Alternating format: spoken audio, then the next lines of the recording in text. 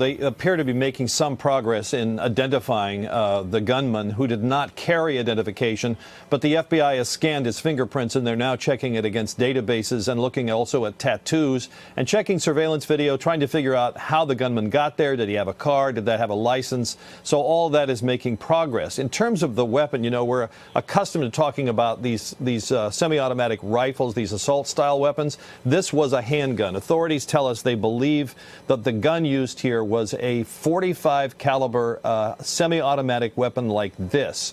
Now, this is a .45 caliber weapon is a higher capacity, or not higher capacity, but a more powerful round than the normal 9mm handgun. So this may account for one of the reasons why this attack was so lethal. Now, the magazine slips into the gun here.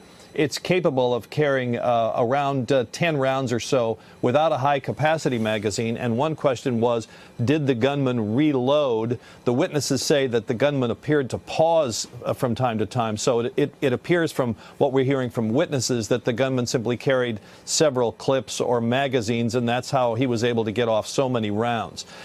The authorities are now working to trace back the suspect's movements. They'll go now once they, even before they get an ID, to try to figure out, how did the person get there? Did he take public transportation? Did he drive? And once they get a name, of course, they'll be searching the house to try to figure out who it was and why. But they're a long way from knowing that now. All they've said, it was an adult white male, likely in his late 20s.